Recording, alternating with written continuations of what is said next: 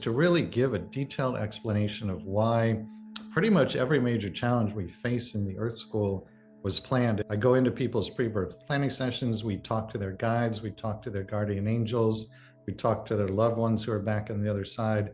And through all these sources, we ask again and again, did this person plan this experience before he or she was born? And if so, why? And you can see why somebody wanted to have that very difficult experience. You know, people always find this difficult to accept. Like we were talking earlier, they say, well, I would have chosen those parents. I never would have planned this or that. And what I say to that is,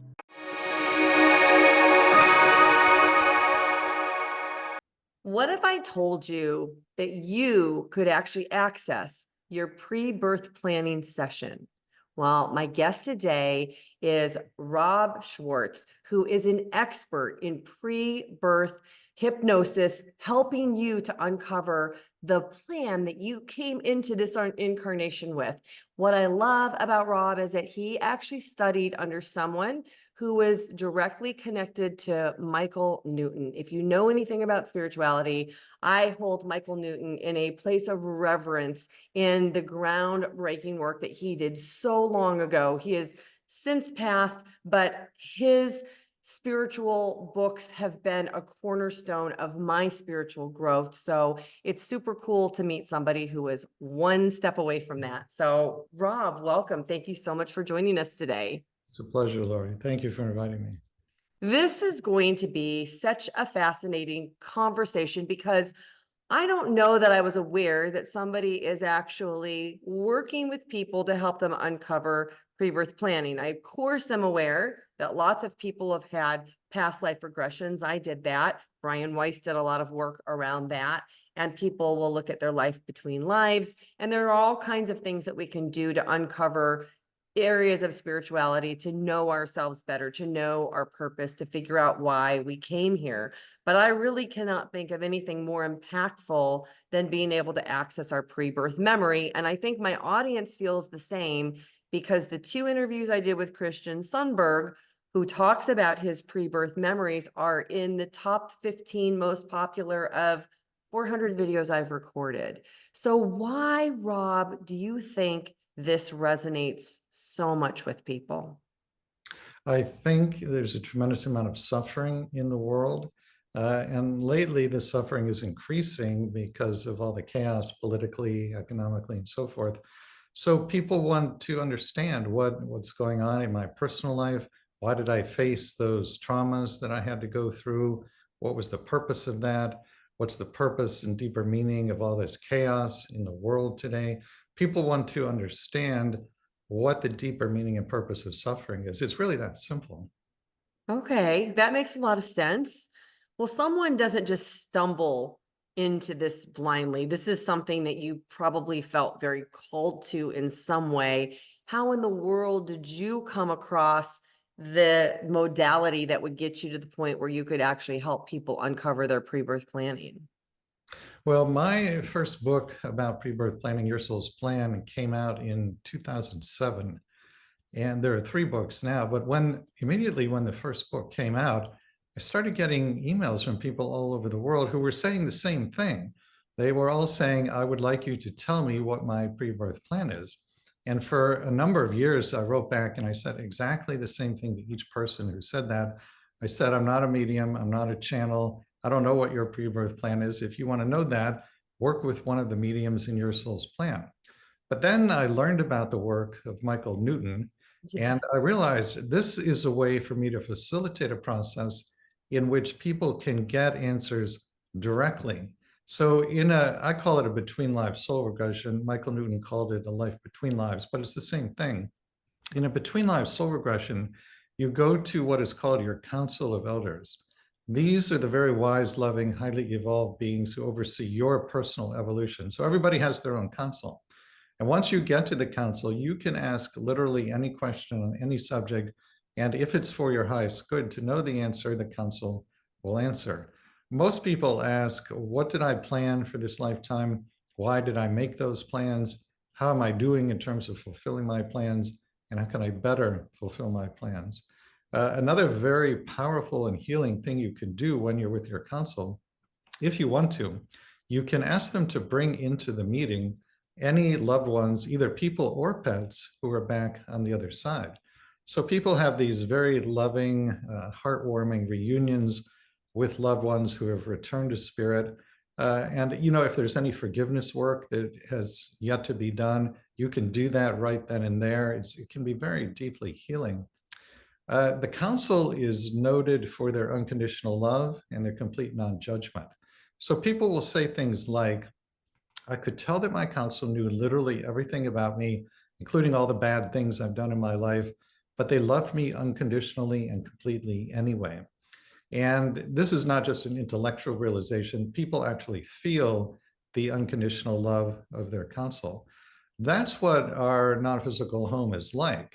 But we forget about that when we come into body. And this is a world of conditional love. So for most people, the unconditional love of their counsel, that's the first time they felt true unconditional love since they came into body. And that is a really powerful experience. Yes, I would imagine it would be.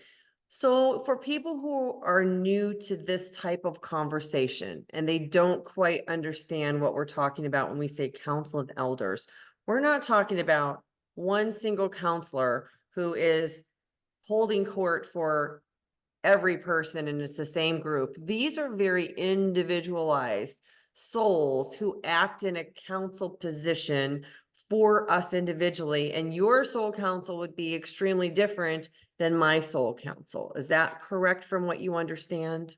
Most likely.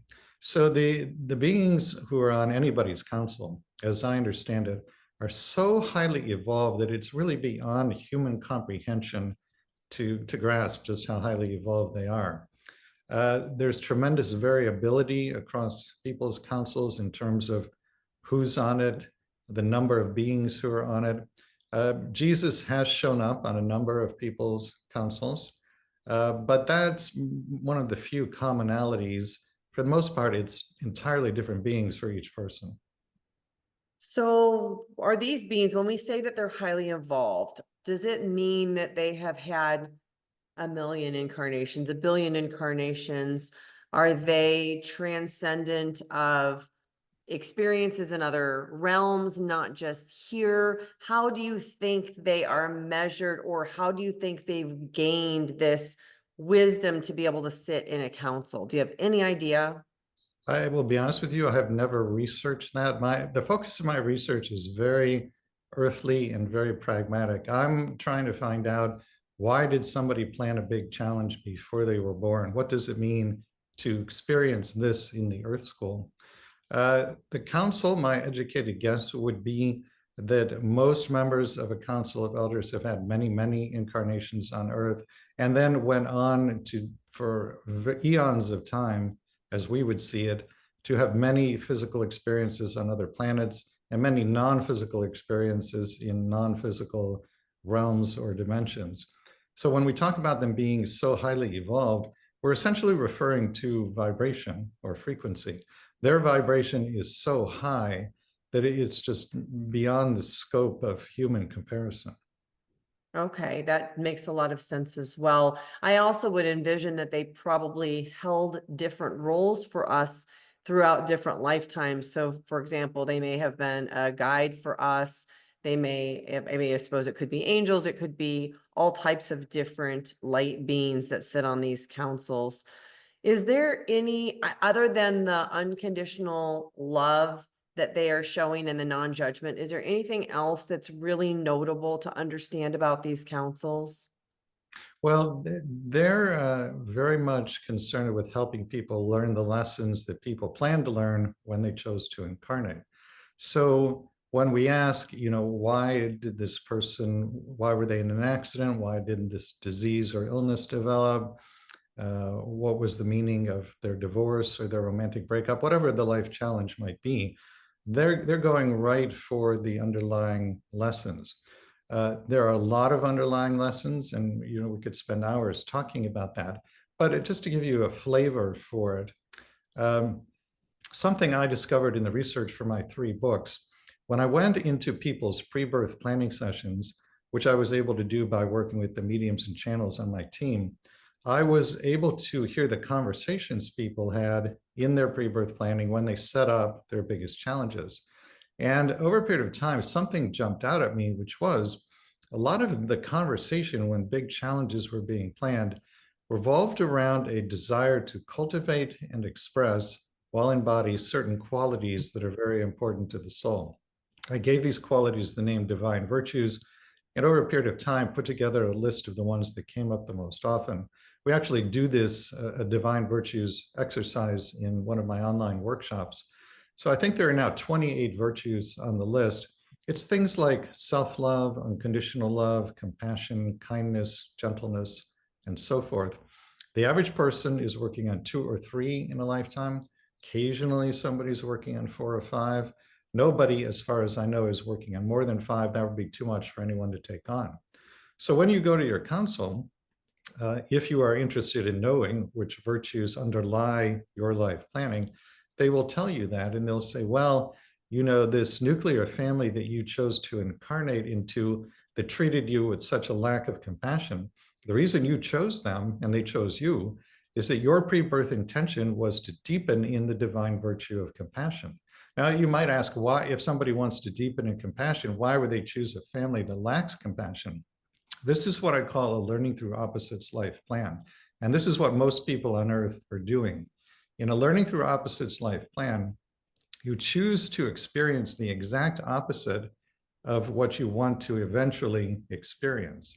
So in this example, the absence of compassion in the family is intended to drive the person within, where hopefully over time, they cultivate self-compassion.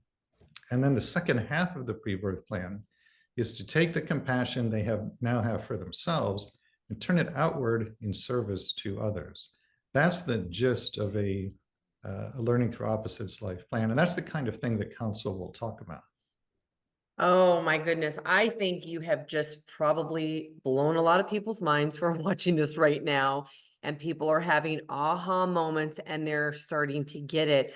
One of the things, Rob, that happens in the comments a lot here on this channel, because I'm primarily working with people who've had near-death experiences, that they'll say something to the effect of, well, you lost me as soon as you said that we pick our parents. You lost me as soon as you said we plan our lives, because people don't want to believe that these things that we label as negative, bad, unforgivable, that any child would choose that.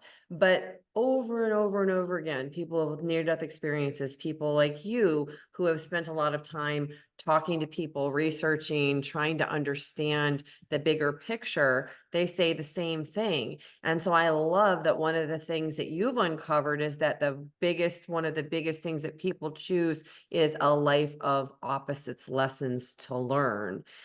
Can you give us an example of somebody who had that as like that really stands out to you, that had one of those experiences in the opposites? Well, the obvious example for me would be myself. So I'll just speak personally. Okay, I love that. Thank you. Yeah. I'm one of these people who wanted to deepen in compassion. It chose to be born into a family that would treat me with a lack of compassion. But it was actually much worse than that. My mother has significant mental health issues, was very emotionally and occasionally physically abusive to me for the first 16 years of my life. I would not wish that experience on anyone, nor do I ever want to go through anything like that ever again. But one of the pre-birth intentions there was to cultivate self-love. So I've had a number of past lives where I did not love myself and could not cultivate self-love.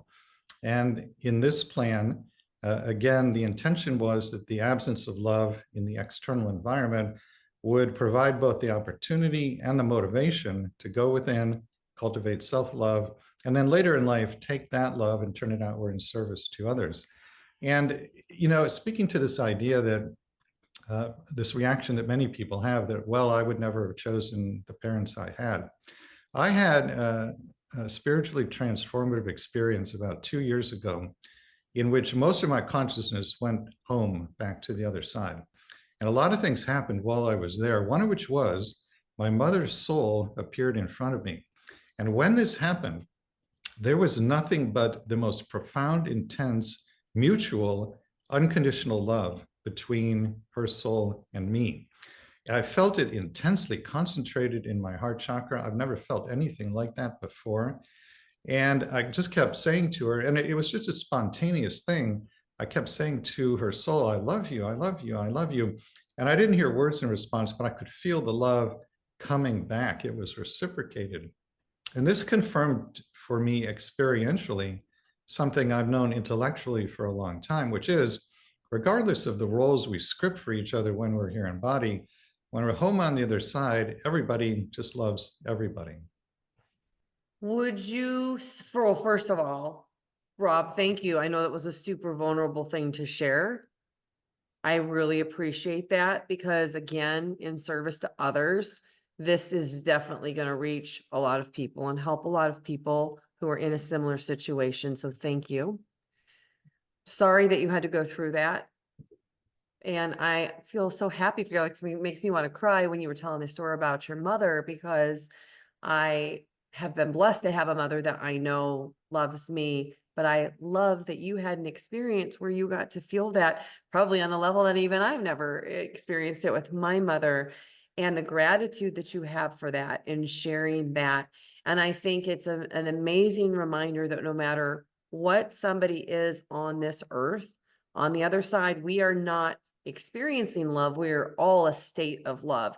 And that goes for every person that you can think of that has ever committed, I think, even an evil act, and things that we would think are atrocious and atrocities that nobody should ever have. Can you speak to that just a little bit? Because of course, I'm going to bring it up because it's the one that comes up every time, is people talking about Hitler. So I've asked about Hitler, and here's what I was told. Hitler, believe it or not, had a pre-birth plan to be a great spiritual leader. And in order to facilitate that, his soul gave him certain gifts, gifts of charisma, oratory, rhetoric. Those were intended to help him become a great spiritual leader. However, we all have free will. And Hitler had a very, very difficult childhood. And he used his free will to respond to that childhood and the pain of the childhood by going 180 degrees in the opposite direction that his soul had planned for him. So he took those gifts of charisma, oratory, and rhetoric and used them to do what he eventually went on to do. Now, the other question that people always ask about Hitler is, well, where is he now? What happened to him? My understanding is he is back in the non-physical, back on the other side. And he is aware of what he did in that incarnation. And as a form of self-punishment, he is apparently recreating over and over again his physical death, which I understand was really quite painful. I don't know the details, but apparently it was quite painful. So he's punishing himself over and over by reliving that. Now, the important thing to note here, he's not being punished by God or some council or being external to himself. This is a self-punishment. There is no being external to him that would ever punish him or anyone else. So he's surrounded by guides and angels and masters who are sending love and light to him. He can't perceive it right now, but eventually he will. Eventually he'll choose to move into the light. And then presumably at that point, he'll feel he's got a lot of karma to balance and he'll start reincarnating. The other thing Well, I'll and the say, other thing I would think is that we've all talked to people, near-death experiencers, who have had life reviews. It's very common. I don't think that there are any of us who escape the review of what we experienced here, because it's part of our, like, it's almost like grading ourselves. All right, I made this plan, and now how do I understand if I fulfilled what I intended to do? The only way you could do it would be to review everything and then assess how you felt about that, not somebody else external to you. And I've often said to people in the comments when they talk about Hitler, oh, well, there has to be a hell because he has to be punished. Well, I can't imagine a punishment greater than having to relive from your vantage point and everybody else's vantage point what you inflicted, because it's not like it just went with the people who died at the hands of his regime, but it's also the ripple effect of how the families felt and how the generations forward felt. he's been gone a long time from this earth, and there are still people here on this earth right now that are mad at what he did. And they would have to understand how that affected and impacted people. Every person walking through, I would imagine, a concentration camp museum, how they would feel about that. I can't imagine the torture of what that would be. That to me is way worse than any other punishment that somebody could inflict. It'd actually be better to be punished other ways, I think, than to be going through a life review. But then you mentioned something even more interesting, which would be balancing the karma. So I'm imagining that you've been shown what that means. Karma has a lot of meanings for a lot of different people. So will you explain from your vantage point what you understand karma to be and how it works? My understanding of karma is that it's a feeling of incompletion or unbalanced energy. So the example I like to give, let's say that there are two people who had a past life together in which one was ill and the other was the caregiver.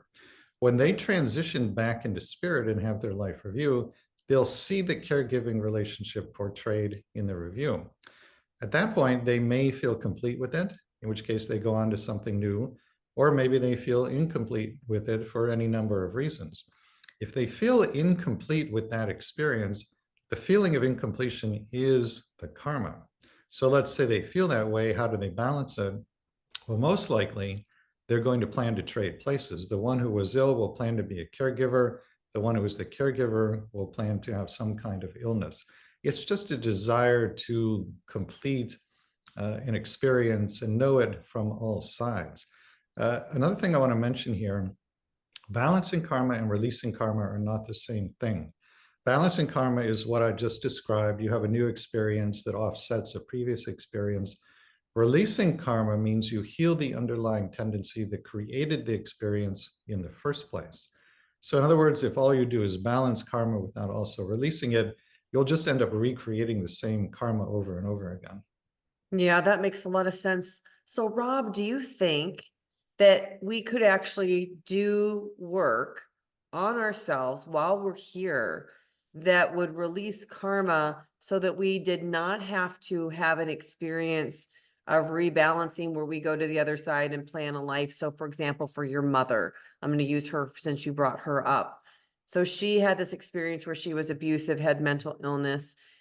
She could rebalance the karma, right? By coming back in and being a son to somebody like her who would be a parent and understand it from that way. Or could she have in the physical before she left this incarnation really worked with you, apologized, did whatever she would need to do to clear that and release it between the two of you so there was nothing left to rebalance? Is that a possibility for us while we're here?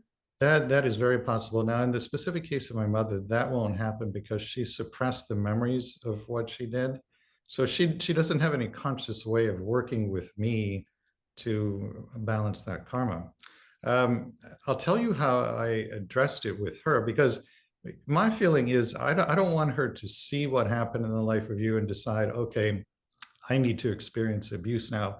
That's just more suffering. There's already been more than enough as far as I'm concerned. So about a year or so ago, and I was very emotional as I did this. It was a very powerful emotional moment. I said a prayer and I said, Dear God, I'm going to speak now to my mother in her life review, and I would like this shown to her. And I know that it will be because I made that request. And I said, Mom, I know that you're having your life review now. I know that this is going to be a tremendously painful experience for you. I want you to know that I forgive you, and I want you to forgive yourself. Don't plan to experience abuse. That's just more suffering. There's already been too much. I want you to be happy. Go on and plan to learn and grow through joy, through peace, through love. It doesn't have to be done through suffering. I'm kind of holding it together here as I say this to you, but tears were flowing out of my eyes as I was I'm doing ready it. to cry hearing you say it. Well, she will not only see this, she will feel my love as she's shown that scene. And maybe she will still choose to experience abuse. I don't know, but I'm hoping that what I said makes the difference. And she goes on for something much higher. Wow. So in a sense, did you take on the role of helping to release karma for another by doing that act? You could look at it that way. But it's dependent upon her to receive that.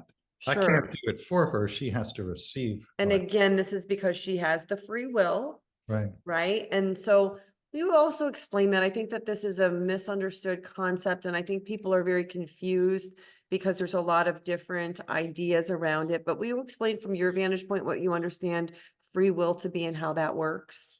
Yeah, people, when they hear the premise of my books that we plan our lives before we're born, they say, well, you believe that everything is predestined. That is not at all what I'm saying. There are some things, very small number of things that are written in stone. For example, if you plan to be born with a physical handicap that can't be treated by medical science in the time period in which you're incarnating, which is something you would know, then short of what we call a miracle, you'll have this handicap for the duration of that lifetime. So that is set in stone. Very few things fall into that category, though. When we talk about pre-birth planning, we're talking almost entirely about potentials, possibilities, and probabilities. So I have a sort of a long hypothetical example that explains this. Do I have time Oh to? my gosh, absolutely. 100%. Yes, please. All right. So let's say that there is a soul who we will call Sally, and she's back on the other side.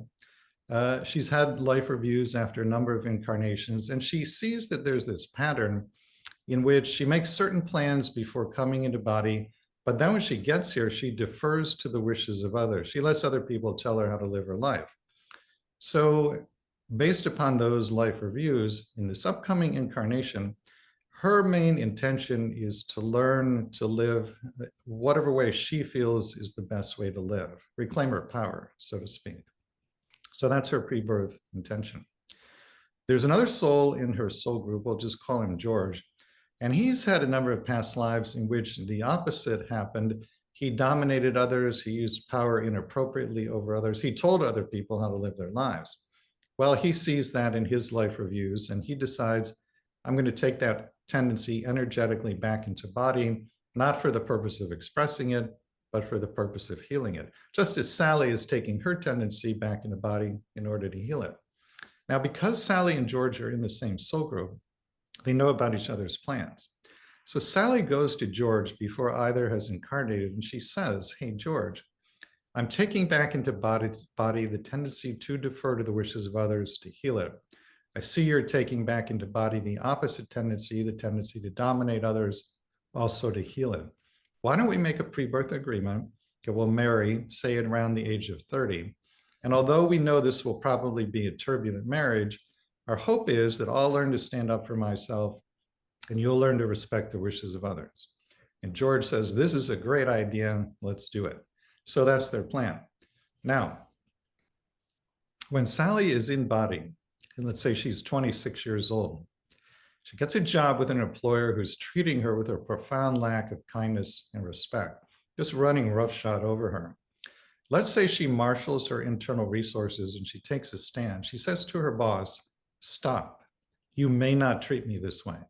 If you want me to continue working here, you must treat me with respect and kindness. In the moment she takes a stand like that, there's a huge increase in her vibration. If she can sustain the heightened vibration until she's 30, now one of two things will happen. Either she and George never meet because her vibration is up here, his is down here, they go right by each other. Or if they have a date, nothing comes of it, it's one date and they never see each other again. Again, because their vibrations are so dissimilar. So in this hypothetical story, Sally has used her free will to learn the planned lesson to stand up for herself, which in turn obviates the need for the planned challenge, the turbulent marriage. Now, somebody is going to say, well, what about George? Doesn't he have to learn his lesson? Yes, he does. And so he will draw to himself another relationship or some other set of circumstances that will provide the same opportunity. So the point here being there's this elegant, intricate intersection between free will and pre-birth planning. Okay, this is so good. I love the example that you used, and I'm glad that you also shared her using the free will to raise her vibration, which is another thing that we're able to do that I think it's really helpful for people to understand that that's a possibility.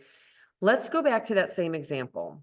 And let's say that Sally does not have that job and she hasn't learned the lesson and she encounters George and they both decide to get married.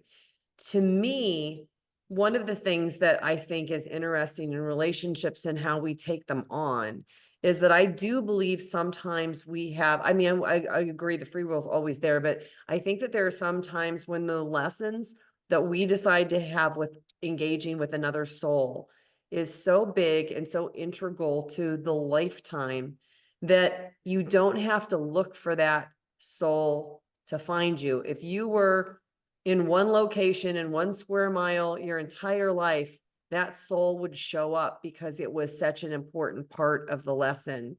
And so the reason I'm sharing this is because I think there are a lot of people right now who are lonely, who are not in relationships. And we often think to ourselves, well, maybe it's because I'm not doing something. And I've always thought, yeah, I want to be in a relationship. However, I don't want to be in just any relationship. I want to be in one that my soul has decided is a possibility. And to your point, if Sally had learned her lesson in free will, that he probably would have had another soul that was in the background of, if this doesn't work like this, because it really is a spider web, a blueprint that goes out kind of like the earth behind me, where you could connect those different stars in different ways. And just depending on what somebody has learned or not learned, they would encounter that other soul. However, I'm going to caveat it with, is it also possible that as we are evolving and changing, that we could go back in an astral state, in a dream state, and be in counsel with our counsel and change things around midlife? That's an interesting question, and I haven't done any research or work in that area. I do know somebody, I have an acquaintance, a friend, who has the ability to go to her counsel on her own. And she has done this several times, primarily because she's had a very difficult life. And she wanted to appeal to the council to amend her pre-birth plan and make it a little bit easier. And they were very receptive to everything she had to say. They told her this is exactly the kind of feedback we would like to get from people, so that they were quite happy to hear from her. And I believe that they did amend her pre-birth plan to make it easier. Wow. Well, then I guess for people, maybe there again, I'm always reading. I read every comment that comes in on this channel, and every single video. If somebody comments, I'm reading it. I don't always answer them right away. I try to get to them when I can, and some of them take a lot of time for me to answer. And there are a lot of people who are feeling sadness and frustration at the life, and they've said things like, this is too much, I can't handle this, I'm in a constant state of depression. And so you've just given people an idea. Something that they could actually do is to have a conversation. Maybe it's right before they go to bed, pray to God, pray to their soul family, their soul group, and ask for a meeting to amend a soul plan. Because I do think when we're planning these lives, it's almost like a shopping cart. You're going down the aisle and like, I'm kind of hungry. That looks good. And that looks interesting. And you're throwing this stuff in your cart. And I think they're probably more than the majority of people who get there with that cart, and the council goes, no, no, no, no, no. You don't have enough money for this. Go put some of these things back. Because I think that we think on the soul level, when we are love and complete connectedness, we forget that we have chosen things sometimes that are very difficult. So I would love to use that as the caveat for you to speak about Christian Sundberg, who we both know. And he had probably the most incredible near-death or pre-birth planning experience that I've heard someone talk about. I've interviewed him twice, but do you want to kind of share a little bit about his story about taking on too much? Well, the one thing he shared with me, and I don't know if he shared this with you or not, or if it's what you're thinking of, but when I spoke with him, he talked about something he remembers in his pre-birth planning that he refers to as the veil acceptance simulator. Yes, You so know, cool. Well, yeah, first, before you explain that what it is, we explain what the veil is for the people that really don't understand that concept very well. yeah, the veil is a term that is used to refer to sort of the energetic dividing line between form, physicality, and absence of form, the non-physical. So the average person, unless they're equipped with certain psychic gifts, they're not perceiving, they're not seeing non-physical beings, they're not hearing non-physical beings. It's the quote unquote veil that blocks them from making that kind of contact. So the veil essentially, for the average person, cuts you off from the other side. And that's intentional. And there are very good reasons for doing that because it allows you to learn your lessons while you're here. But so Christian talks about how the drop in vibration from the non-physical to the physical is so massive, so immense. You know, you're going from this realm of unconditional love and light to a realm that has some light in it, but is in large part still in darkness too. And you're going into a physical body. You're going to have to deal with an ego mind, which is a very difficult experience. You're going into what is called separation. You feel that you are separate from all other beings, when in fact, you're one with all other beings, but you can't perceive it while you're here. That's the veil. So he talks about this quote unquote veil acceptance simulator, which the way he put it to me is sort of like, you know, you go to a carnival and they have that dunking booth and you throw a ball at it and then the person falls down and into the water and they get dunked. It was like a huge version of a dunking machine, and they put you in some kind of container, and then it's descended down into a water-like substance, and you go down, down, down, and the further down you go, it gets darker, darker, darker, and eventually you're so far down there, you're just in complete darkness. You're completely cut off from your guides and everybody else in the realm of spirit. You're experiencing separation while still on the other side. And so it's a fear-inducing kind of thing, possibly a panic-inducing kind of thing. To say it does not feel good would be to put it mildly. And this is done in preparation for coming into body where you are cut off in the same way. And then why don't you go ahead and tell just the beginning story of what happened when he entered the womb and put on the veil of forgetfulness? I'm not sure that I've heard that part Oh, actually. you haven't? Okay, then I'll share it. And I'll also link this video up here. It's in the top, like I said, it's I think in the top 15 most popular on my channel. So Christian dons the veil of forgetfulness. He becomes this soul. He has a contract with the mother and all of these other souls in this incarnation. And the way he describes it, it was about the most perfect set of circumstances that he could find in taking a human avatar body to experience what he set out in his soul contract to experience. So he was very excited to do this. And he had been practicing, like you said, and then they're like, okay, let's go. He jumps in there and he describes it as like an audio file where you turn it down, down, down. You're getting further and further and further, and turn it down some more and turn it down some more.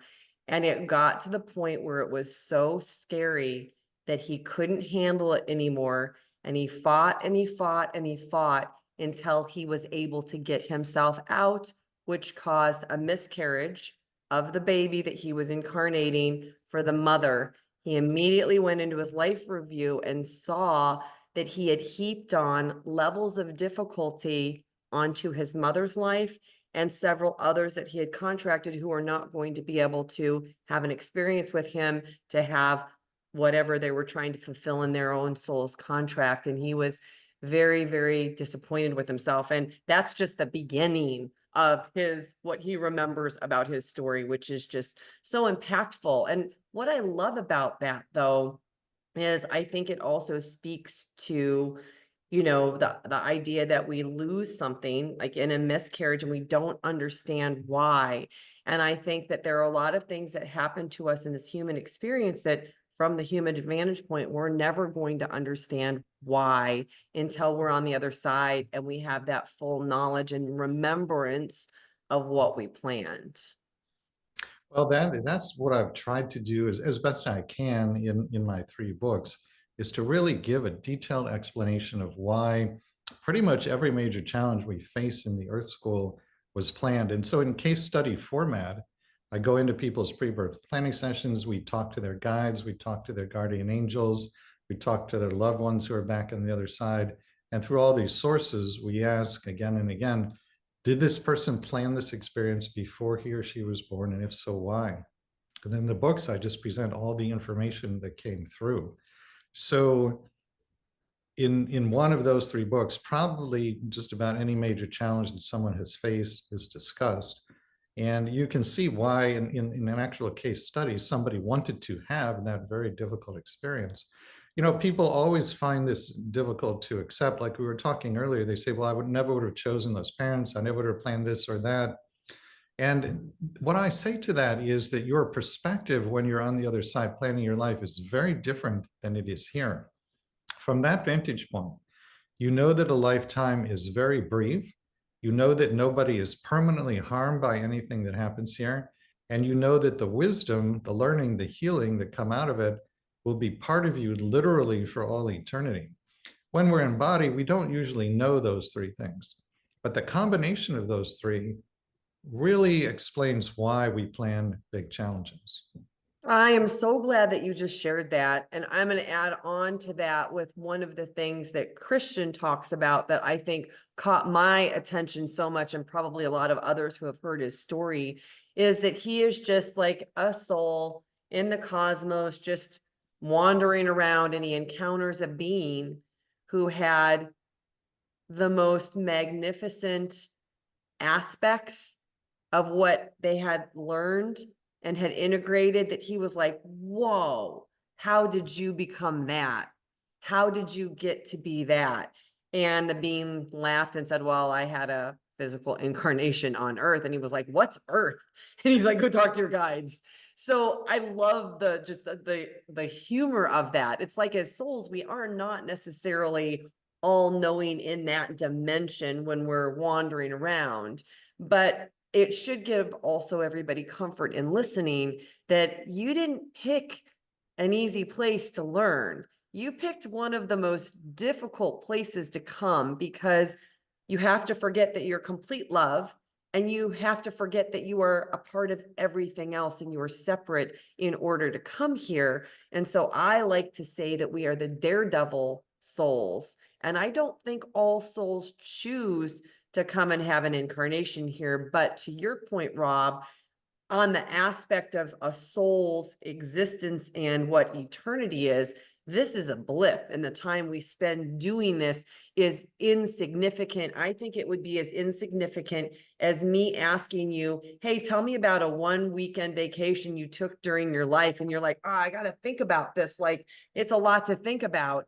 From a soul perspective, that's kind of what these lives wind up being, because when the aspect of eternity compared to this little time frame here, it's not the same.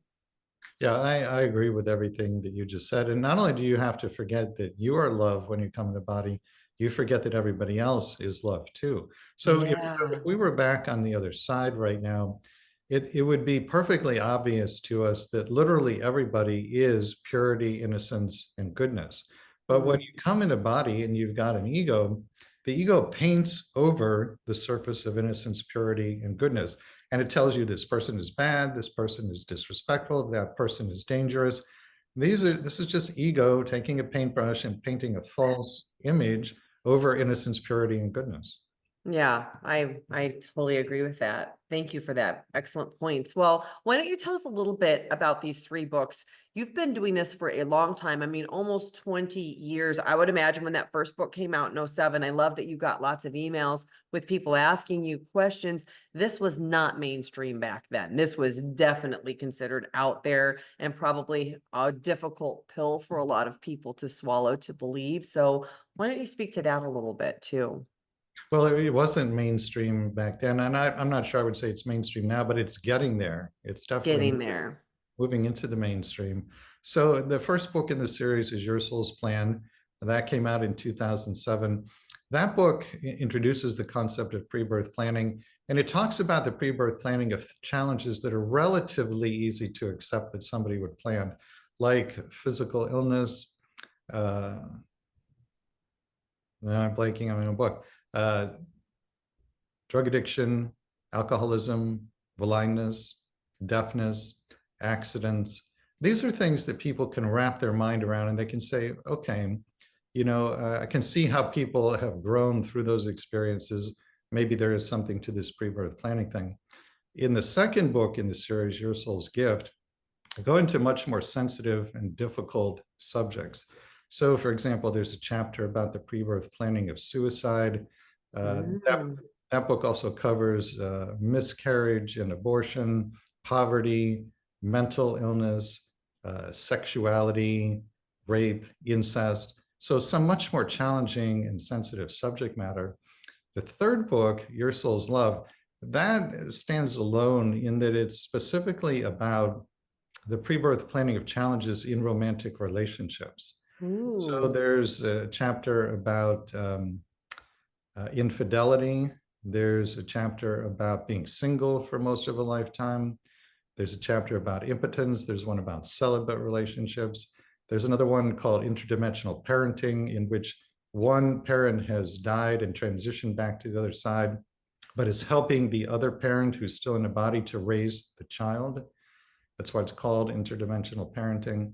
And it's not as uncommon as you might think. And there are advantages to raising a child that way.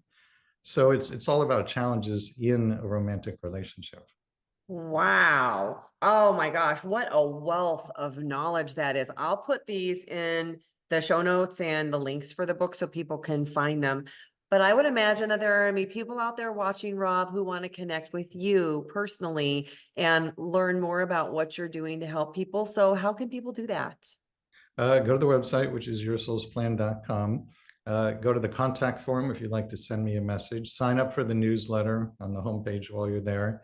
If you're interested in a private between lives soul regression, go to the sessions page. There's actually a 1-hour video of a private between lives soul regression on that page. You can see exactly what happens. If you want to know about the workshops, go to the events page. We do the between lives soul regression as a group in online workshops every 2 to 3 months. And it works just as well in a group as it does privately. And it's much less expensive if you do it as part of a workshop. So those would be the main things to look at. Also under resources in the main menu, one of the subheadings there is something called Rise to the Path. That's the monthly membership and mentorship group that my wife and I have. And it's a community of really loving, open-hearted people who just support each other on a spiritual path with whatever is happening in their lives. So if you're looking for community, that's a good place to go. Oh, wow. Rob, I am so happy that I got to have this conversation with you. And I want to thank you so much for your tireless work, because I know this has been a lot of work for you in what you are doing to help wake up the collective. It is so needed right now. Well, I really appreciate you saying that. That's what it's all about, is just helping people remember, helping people awaken. I think we live in the time of the Great Awakening. And if I can contribute to that, then that's what I'd like to do. That's what I call it too. I love that. Oh my gosh. Thank you so much. And of course, this show would be nothing without all of you that tune in to listen to these conversations. I invite you to share your experiences, maybe what you've gotten out of this video in the comments. And as always, thank you everybody for watching.